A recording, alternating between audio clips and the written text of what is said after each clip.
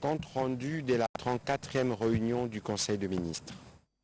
Le président de la République, chef de l'État, Félix Antoine Tshisekedi Tshilombo, a présidé ce vendredi 2025 à la sede de l'Union africaine, la 34e réunion ordinaire du Conseil des ministres. 4 points étaient inscrits à l'ordre du jour, à savoir communication du président de la République, chef de l'État. 2. Points d'information. 3. Approbation d'un relevé des décisions du Conseil des ministres. 4. Examen et adoption des textes. La communication du président de la République a porté sur 2 points principaux, à savoir 1. Du programme d'action de l'Inspection générale de finances pour l'année 2025. Dans le cadre de la reprise des missions de contrôle de l'IGF, interrompue depuis le mois de mai 2024 et du lancement du programme de ces actions pour l'année 2025, le président de la République a rappelé qu'il avait instruit son directeur de cabinet à organiser une réunion avec toutes les parties prenantes le lundi 4 mars 2025 au Palais de la Nation. Les concernés étaient essentiellement les présidents de conseil d'administration, les directeurs généraux et les directeurs généraux adjoints des entreprises du portefeuille et des établissements publics de l'État. Les buts principaux de la rencontre étaient de les sensibiliser sur la nécessité de renforcer la mobilisation des recettes, la bonne gouvernance financière et d'assurer un meilleur suivi des politiques publiques en matière de gestion de finances publiques. À cette occasion, l'inspecteur général des finances, chef de service, a été instruit de privilégier les missions d'encadrement et de surveillance en vue de contribuer efficacement à l'amélioration dans la mobilisation des recettes et promouvoir l'implémentation de la bonne gouvernance dans les entreprises du portefeuille, les établissements publics, les provinces ainsi que les entités territoriales décentralisées. Ainsi, suivant son instruction, l'inspection générale des finances devra se focaliser principalement sur les 4 axes suivants. Les acquisitions immobilières, les paiements des avantages dus aux mandataires publics, le respect des règles de passation des marchés publics, l'exécution des marchés publics par les prestataires en ordre avec le fisc, c'est-à-dire ceux qui auront présenté leur quitus fiscal tout en censurant du service fait dans les cadres de marchés publics. Par ailleurs, le président de la République a précisé qu'une attention sera aussi accordée au contrôle des effectifs en vue d'améliorer la maîtrise de l'enveloppe salariale à charge du Trésor public. À cet effet, l'IGF pourra faire des états des lieux des engagements effectués surtout pendant ces 3 derniers mois par rapport à l'organigramme de chaque entreprise du portefeuille ou établissement public. Pour ce qui est des entreprises d'économie mixte, l'inspection générale des finances devra demander les rapports des commissaires aux comptes aux fins des vérifications devant garantir la participation de l'État. De ce qui précède, le président de la République a engagé la première ministre, le vice-premier ministre de l'Intérieur et Affaires coutumières, ainsi que le ministère sectoriel concerné exerçant la tutelle des entreprises et des établissements publics d'accompagner l'inspection générale des finances dans le cadre de ses missions et de continuer à sensibiliser les gouverneurs de province, les responsables des ETD ainsi que les mandataires publics au professionnalisme et à la responsabilité pour l'atteinte des objectifs poursuivis, notamment la bonne gouvernance qui implique la redevabilité et l'amélioration de la mobilisation de recettes. Enfin, il a attiré l'attention de l'IGF sur le fait que cet exercice ne devrait pas être un point bloquant les fonctionnements normaux des entreprises, les établissements publics ainsi que les entités territoriales décentralisées. Le deuxième point de la communication du président de la République a porté sur la vaccination et l'éradication de la poliomyélite. Depuis son accession à la magistrature suprême, le président de la République a placé la couverture santé universelle au cœur de ses priorités. Grâce à nos engagements, d'importants financements ont été mobilisés chaque année, notamment pour l'achat des vaccins essentiels, le cofinancement des nouveaux vaccins et le renforcement de la chaîne d'approvisionnement et des infrastructures sanitaires. Malgré ces avancées, notre système de vaccination reste fragilisé par des défis structurels et contextuels comme le manque d'infrastructures, les conflits et la désinformation. Ce qui fait que le taux de vaccination de notre pays demeure encore faible par rapport à l'objectif de 90% de couverture couverture vaccinale fixée par l'Organisation mondiale de la santé. Le président de la République a insisté sur le fait que la vaccination est un droit fondamental et une responsabilité collective. Chaque enfant mérite un avenir sans poliomyélite, sans rougeole, sans maladie évitable. Notre engagement aujourd'hui devrait déterminer la santé des générations futures. Il a dès lors engagé les gouvernements, au travers de chaque ministre concerné, de libérer les financements nécessaires pour assurer la disponibilité continue des vaccins, de suivre chaque trimestre les performances de la couverture vaccinale, de renforcer les plans d'urgence pour la relance de la vaccination, accélérer l'introduction du vaccin contre le cancer du col de l'utérus, créer un cadre provincial efficace pour la couverture santé universelle. Dans la suite de la communication du président de la République, la première ministre chef du gouvernement est venue sur la réunion extraordinaire qu'elle a eue avec les membres du groupe de coordination de partenaires et ambassadeurs ainsi que le membre de l'équipe gouvernementale concernée.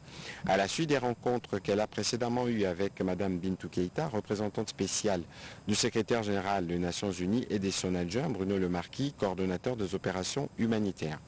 Les buts ultimes étaient de celui de se pencher sur les problématiques de mobilisation des financements additionnels au regard des enjeux de l'Est de la RDC, de la crise sécuritaire et humanitaire, ainsi que des ajustements quant à ceux.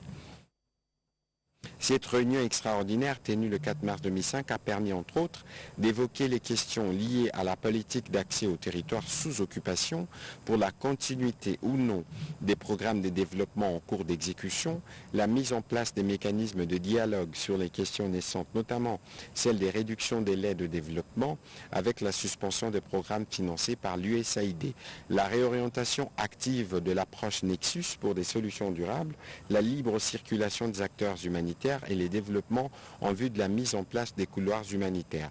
Les vice-premiers ministres de l'Intérieur, celui du plan de la coordination des aides de développement, celui des finances, de droits humains, ainsi que celle des affaires sociales, ont fait partie de l'équipe gouvernementale qui a pris part à ces assises. À chaque point soulevé, des pistes, des solutions ont été évoquées.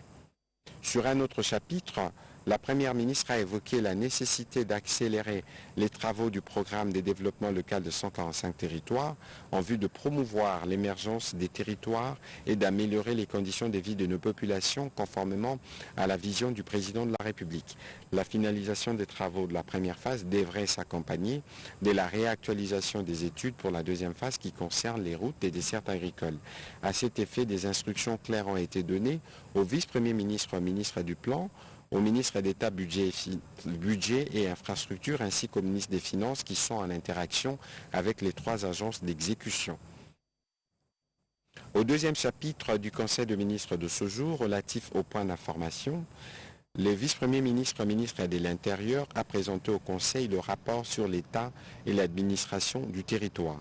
Cette semaine, l'esprit de la population a été marqué par la satisfaction suite à la poursuite des condamnations internationales, mais surtout des sanctions contre le Rwanda, particulièrement celles de l'Allemagne, du Canada, ainsi que l'attitude des clubs de football qui menacent de rompre leur partenariat.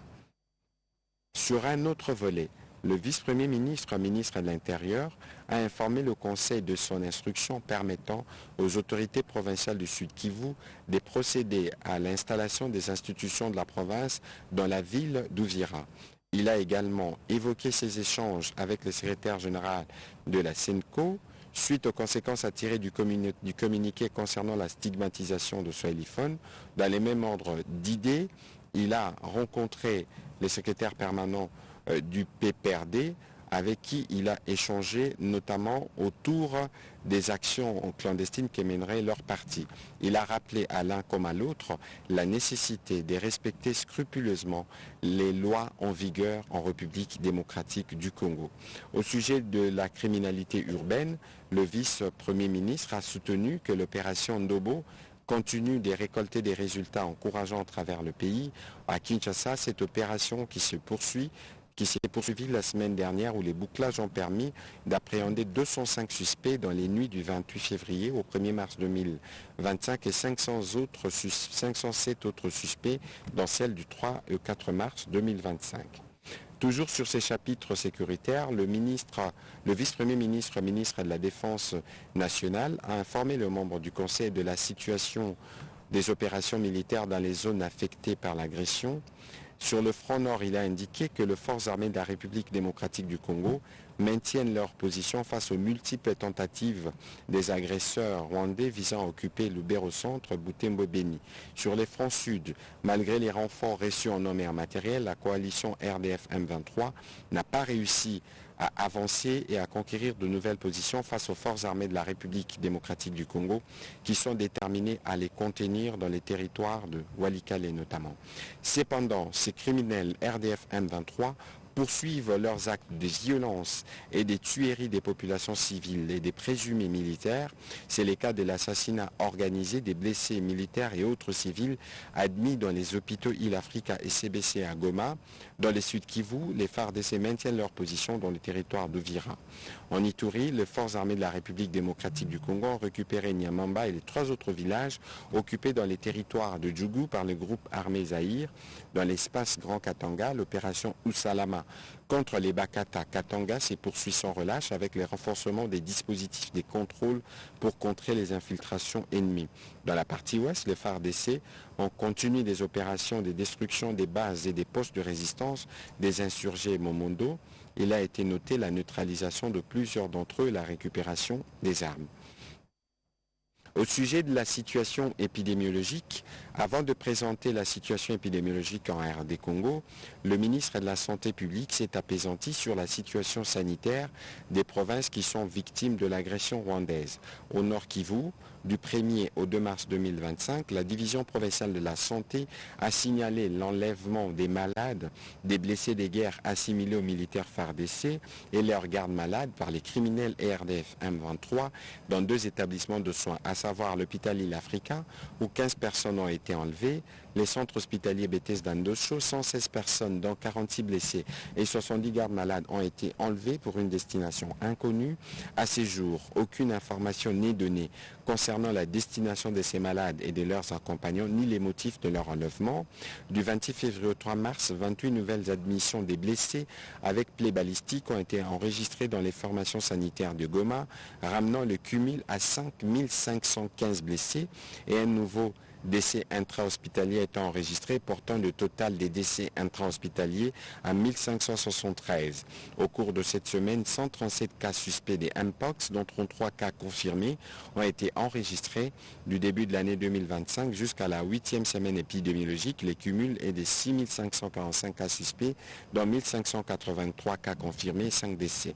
Au Sud Kivu, du 28 février au 3 mars, 13 nouvelles admissions des blessés avec plaies balistiques ont été enregistrées, dont 2 graves à l'hôpital provincial de Bukavu et 10 blessés à l'hôpital de Cagnola, portant le cumul à 1143 blessés et aucun nouveau décès intra-hospitalier n'a été enregistré. Concernant le Mpox, la tendance à la 8e semaine épidémiologique dans les Sud Kivu, comparée à la semaine précédente, a été marquée par une augmentation de cas suspects, passant de 1463 à 1918. De 2024 jusqu'à la 8e semaine 2025, les cumuls est de 81 497 cas suspects, dont 15 465 cas confirmés et 1593 décès, soit une létalité de 1,95%. Le ministre de la Santé a terminé son intervention en évoquant les conclusions du 4e Forum national qui s'est tenu du 5 au 6 mars 2025 à Kinshasa sous les thèmes stratégiques, immunisation, nutrition et lutte contre les cancers du col de l'utérus. Résultat de la 3e enquête démographique de santé. Le vice-premier ministre, ministre du Plan, représenté par le vice-premier ministre, ministre de l'Économie, a présenté au Conseil les résultats de la 3e enquête démographique et de santé en République démocratique du Congo.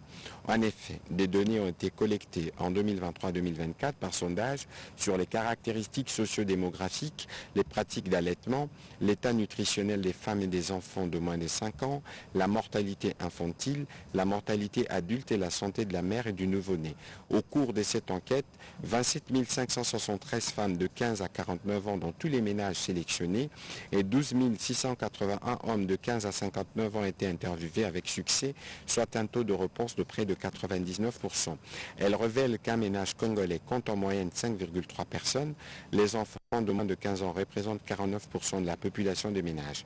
De plus, 22% de la population ont accès à l'électricité. Parmi les femmes et les hommes de 15-49 ans, 15% de femmes et 4% d'hommes n'ont aucun niveau d'instruction en ce qui concerne la fécondité. L'indice synthétique de fécondité est de 5,5% par enfant par femme.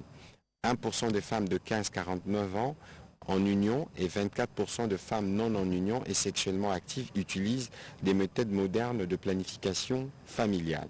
Au sujet de la santé des mères et des nouveau-nés, 85% de femmes de 15-49 ans entre 15 et 49 ans ont reçu de soins prénatals d'un prestataire qualifié.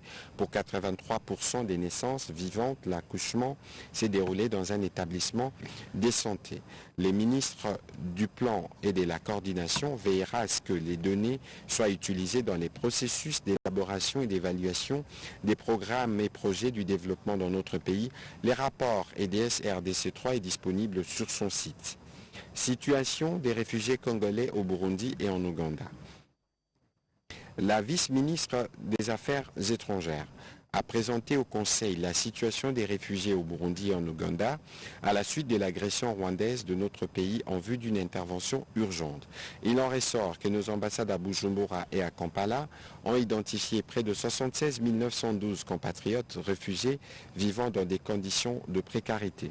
Face à cette urgence humanitaire, la vice-ministre de la coopération et des affaires étrangères a informé le membre du gouvernement des actions qui ont déjà été entreprises et celles qui doivent l'être en vue d'aller au secours de ses compatriotes. Le président de la République a immédiatement instruit les ministres concernés à mettre à la disposition du ministère des Affaires étrangères des moyens permettant de venir très rapidement au secours de ses compatriotes. Au troisième chapitre du Conseil de ministres de ce jour, les membres du gouvernement ont approuvé les relevés des décisions prises lors de la 33e réunion ordinaire du Conseil de ministres du vendredi 28 février 2025. Au chapitre 4 du Conseil de ministres de ce jour, relatif à l'examen et à l'adoption des textes, 7 textes. 1. Projet de décret présenté par le ministre de la Justice et garde des Sceaux, portant fixation des sièges ordinaires des cours administratifs d'appel. Il a précisé que le présent texte vient combler un vide réglementaire et rendre effectif l'installation des juridictions d'appel de l'ordre administratif sur toute l'étendue du territoire national. Après débat et délibération, ce texte a été adopté. Pour sa part, le ministre des Finances a soumis au Conseil 4 projets d'ordonnance loi pour examen et approbation. Il s'agit respectivement du projet de loi autorisant la ratification de l'accord de prêt du 16 octobre 2024 conclu entre la République démocratique du Congo et les fonds africains de développement au sujet du programme régional d'appui au développement des infrastructures et des valorisations de ressources en eau transfrontalières entre la République démocratique du Congo et la République centrafricaine. Les projets d'ordonnance loi autorisant la ratification de l'accord de prêt numéro 16-153 du 5 octobre 2024 conclu entre la République démocratique du Congo et les fonds de l'OPEP pour le développement des infrastructures et valorisation de ressources en eau transfrontalières entre la République centrafricaine et la République démocratique du Congo. Projet d'ordonnance loi autorisant la ratification de la convention de prêt syndiqué entre la RDC et les banques commerciales. Projet d'ordonnance loi autorisant la ratification de la prise de participation de l'État dans la société Air Congo, laquelle prévoit que le gouvernement de la République participe à hauteur de 51% et Ethiopian Airlines à hauteur de 49%. Après débat et délibération, ces textes ont été adoptés. Projet d'ordonnance, les ministres des Ressources hydrauliques et électricité a présenté au Conseil pour examen et approbation le projet d'ordonnance modifiant l'ordonnance numéro 20/015 du 26 mars 2020 portant approbation de la convention de crédit conclue en date du 22 décembre 2023 entre la République démocratique du Congo et China Construction Bank Corporation Beijing Branch au titre de financement du projet de réhabilitation et de modernisation 24 26 Dinga 2. Après débat et délibération, ce texte a été aussi adopté. Projet des décrets. La ministre de la Culture, Arts et du Patrimoine a soumis au Conseil pour examen et délibération le projet des décrets portant statut de l'artiste et des professionnels de la culture en République démocratique du Congo. Elle a expliqué qu'il y a nécessité d'assurer à ces créateurs et acteurs des conditions et un environnement de travail conséquent, des facilités diverses à même de les hisser au niveau des vrais acteurs des développements avec des droits et des devoirs.